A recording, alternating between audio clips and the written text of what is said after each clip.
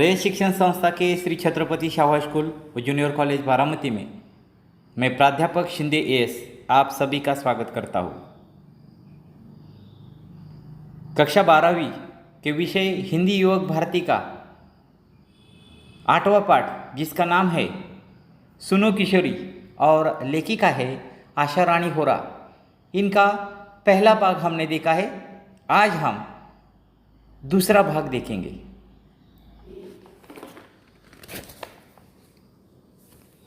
है इसलिए मैंने पहले कहा है कि अपने टूटे फूटे मूल्यों को भरसक जोड़कर खड़ा करने से कोई लाभ नहीं। आज नहीं तो कल वे जर्जर मूल्य भर हरा कर गिरेंगे ही।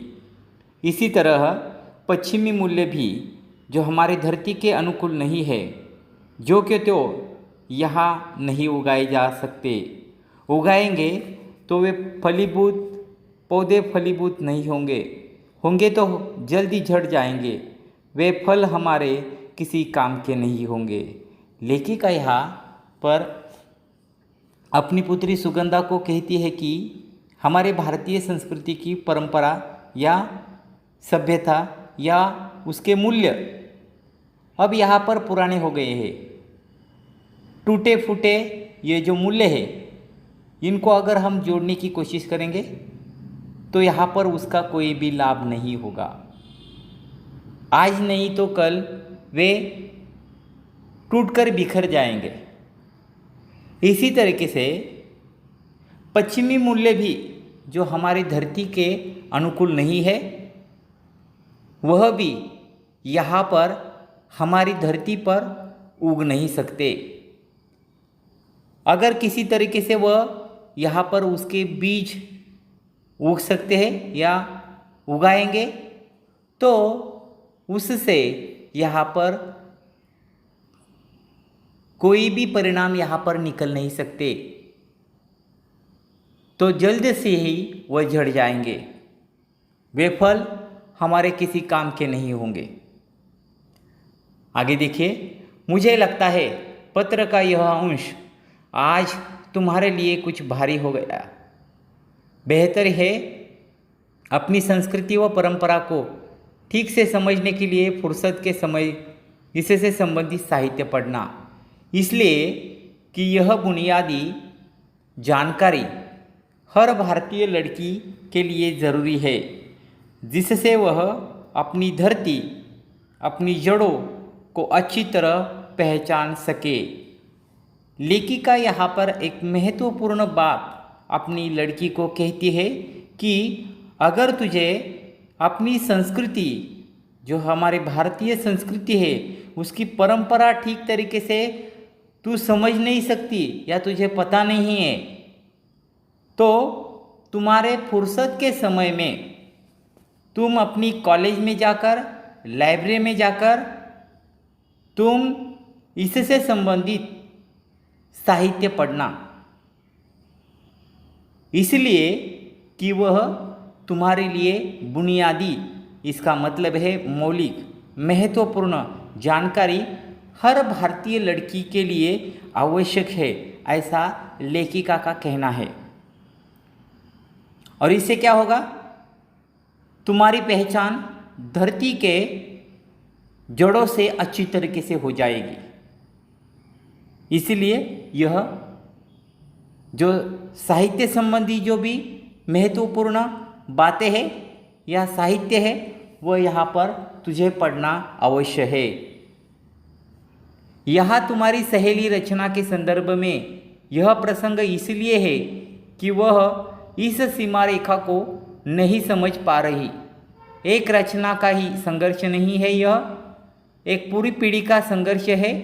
नई पीढ़ी पुराने मूल्यों को तो काट फेंकना चाहती है, पर नए मूल्यों के नाम पर केवल पश्चिमी मूल्यों को ही जानती पहचानती है।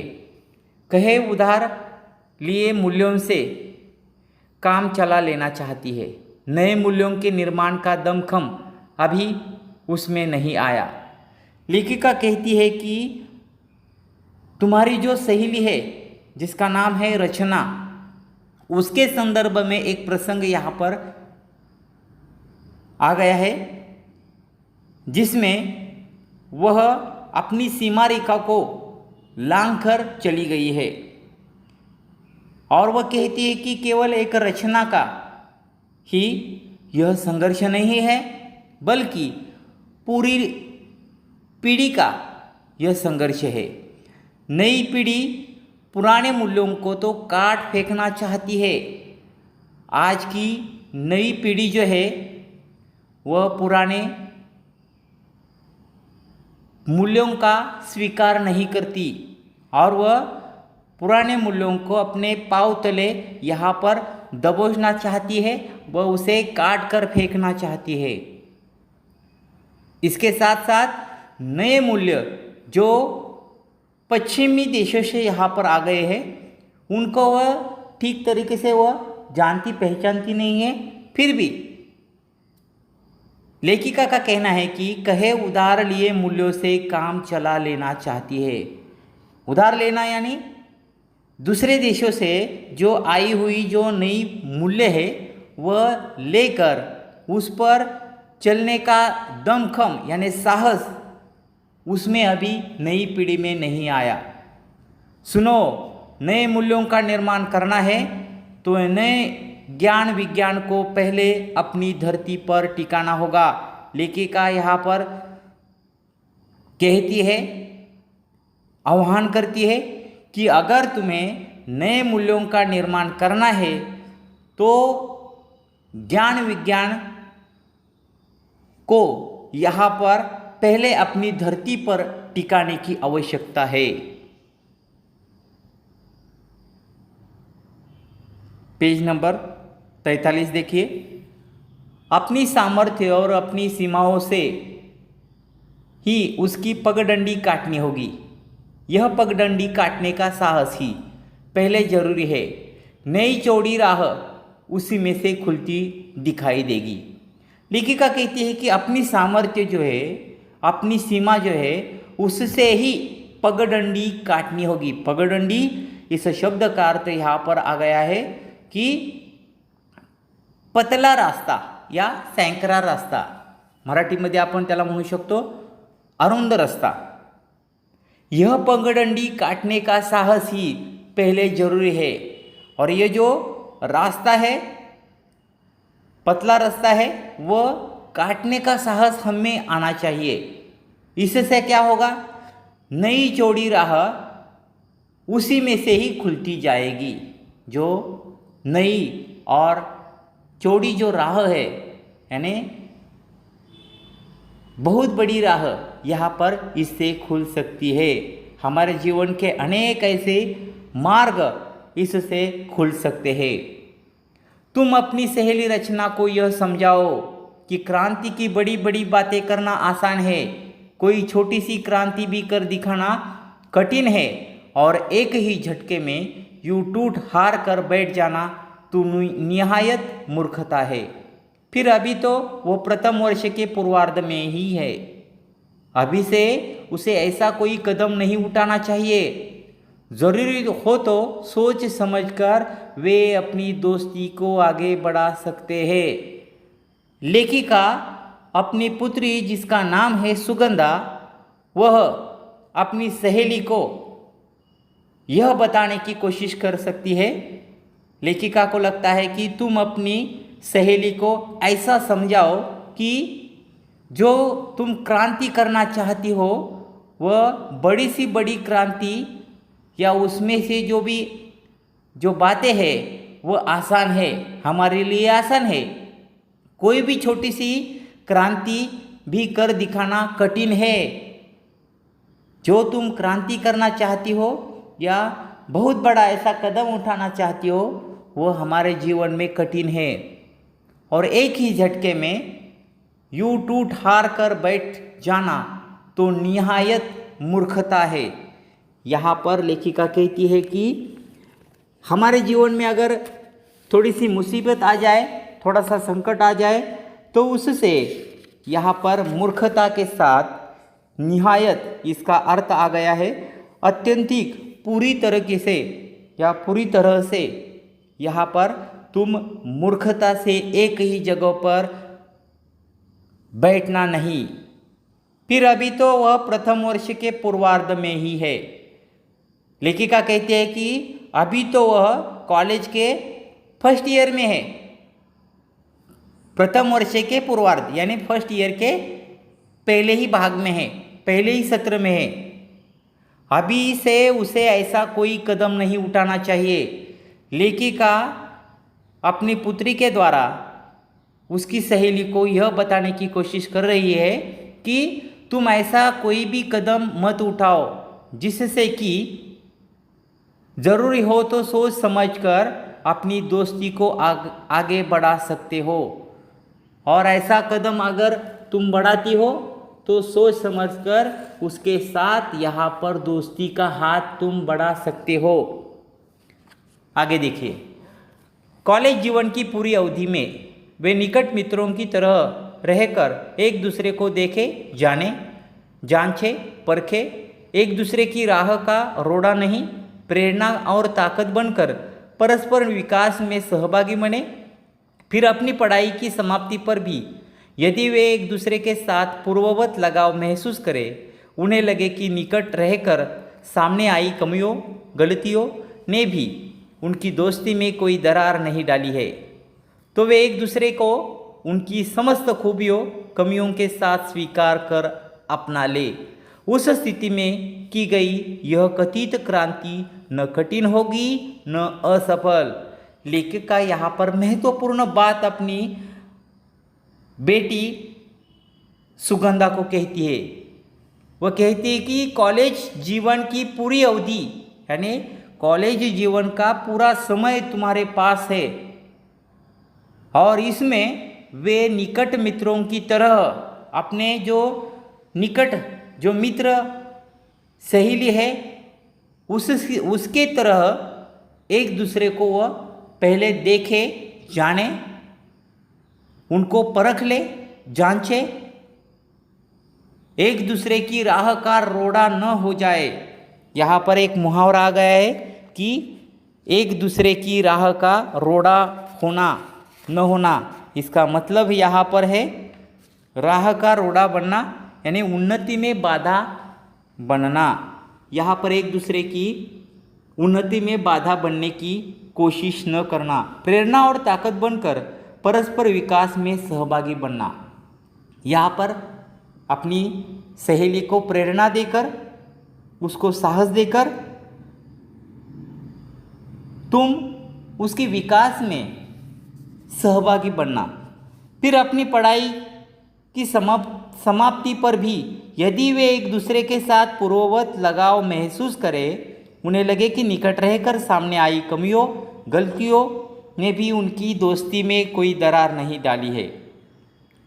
कई बार ऐसा होता है कि कॉलेज जीवन में कुछ ऐसे क्षणों से हमारे दोस्ती में दरार आ सकती है, कही गई ऐसी बातों से मित्रता में दरार आ सकती है। लेखिका का कहना है कि तुम्हारे से कही गई जो पूर्ववत लगाव या महसूस की गई बातों से या गलतियों से, कमियों से जो दरार आ गई है वह तुम्हारी दोस्ती में न आए, तो वे एक दूसरे को उनकी समस्त खूबियों, कमियों के साथ स्वीकार कर अपना ले। लेखिका कहती है कि हम में जो भी खूबियाँ हैं, कमियाँ हैं, उनको एक साथ स्वीकार कर अपना लेने की आवश्यकता है। उस स्थिति में की गई यह कथित क्रांति न कठिन होगी न असफल, और इसी अवस्था में की गई जो भी कथित यानी इसका अर्थ है कथित का मतलब यहाँ पर है कि कही गई जो भी कही हुई बात है, कहा हुआ जो भी कहा हुआ है, इसमें यहाँ पर जो क्रांति की गई है वह कठिन नहीं होगी या तुम अपने जीवन में असफल नहीं होगी। आगे देखिए, मेरी राय में रचना को और उनके दोस्त को तब तक धैर्य से प्रतीक्षा करनी चाहिए। इस बीच वे पूरे जतन के साथ एक दूसरे के लिए स्वयं को तैयार करें। बिना तैयारी के जल्दबाजी में पढ़ाई के बीच शादी का निर्णय लेना केवल बेवकूफ़ी ही कही जा सकती है, क्रांति नहीं। ऐसी कथित क्रांति का असफल होना निश्चित ही समझना चाहिए। इतनी जल्दबाजी में तो किसी छोटे से काम के लिए उठाया कोई छोटा कदम भी शायद ही सफल हो। यह तो जिंदगी का अहम फैसला है।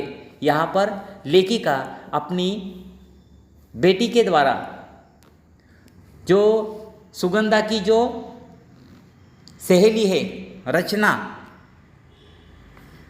उसका यहाँ पर जो उसने यहाँ पर कॉलेज जीवन में ही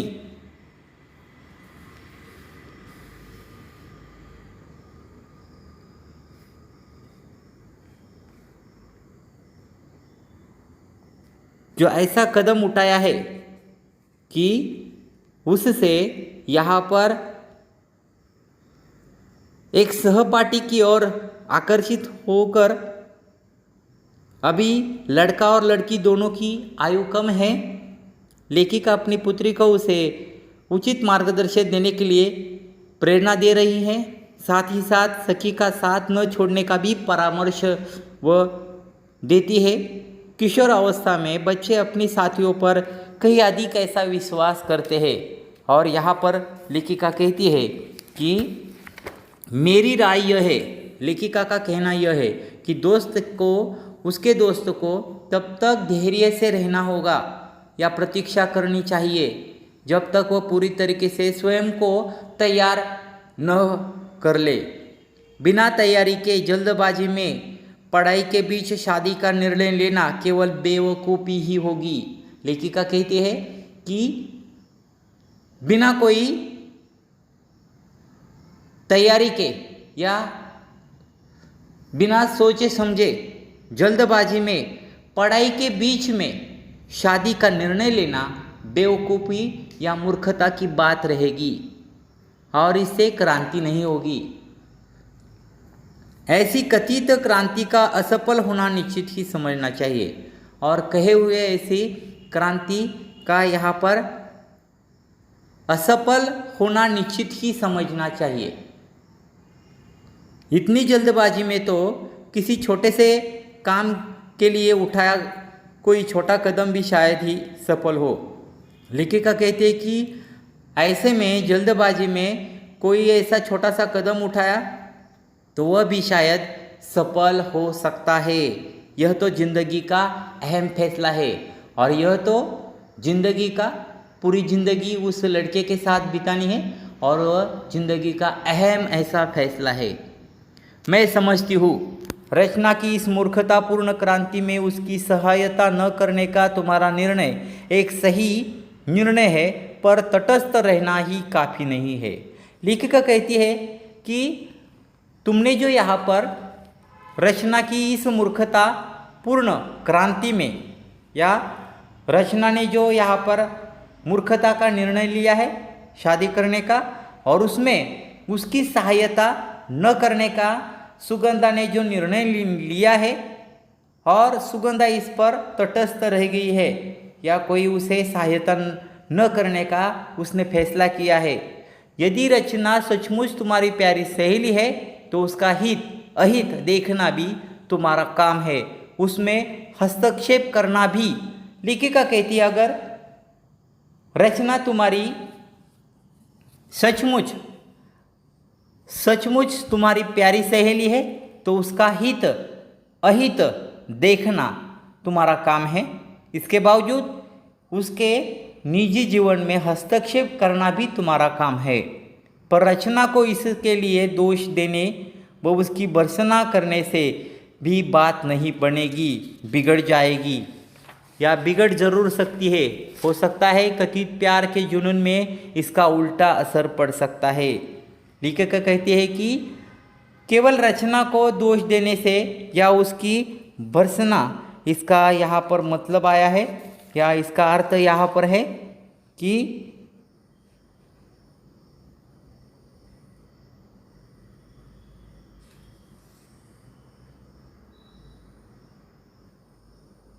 अनुचित काम के लिए बुरा भला कहना, जो अनुचित काम किया है उसके लिए तुम उसे बुरा या भला कहने से बात और बिगड़ सकती है, और बिगड़ी हुई बिगड़ जरूर सकती है। तुम्हारी जो भी बात तुम कहोगी वह यहाँ पर बिगड़ सकती है। हो सकता है कथित प्यार के जुनून में इसका उल्टा असर यहाँ पर पड़ सकता है। लेखिका कहते हैं कि इसका यहाँ पर बुरा उस पर परिणाम या असर पड़ सकता है। अभी इस पाठ में जो नए शब्दार्थ आए हैं इसका हम अर्थ देखते हैं। भरसक, इस शब्द का अर्थ है पूरी शक्ति से। भरहराकर, इसका अर्थ है तेजी से। बुनियादी, इसका अर्थ है मौलिक। दमखम, इसका अर्थ है साहस। प्रवाह, इसका अर्थ है धारा। निहायत, इसका अर्थ है पूरी तरह से। कथित, इसका अर्थ है कहा हुआ। अहम, इसका अर्थ है महत्वपूर्ण। बहकावा, इसका अर्थ है भुलावा। अभी इस पाठ में जो मुहावरे आए हैं उनको हम देखते हैं। कागजी घोड़े दौड़ाना, इस मुहावरे का अर्थ है लिखा पढ़ी करना। दूसरा मुहावरा है खाल मोटी होना, अर्थ है बेशर्म होना। मुहावरा है गिरगिट की तरह रंग बदलना, इसका अर्थ है अवसरवादी होना। चौथा मुहावरा है घोड़े बेचकर सोना, इसका अर्थ है निश्चिंत होकर सोना। यहाँ पर इस पाठ का दूसरा भाग यहाँ पर समाप्त होता है। अगला जो भाग है, तीसरा भाग, मैं आपको अगले लेक्चर में बताऊंगा। धन्यवाद।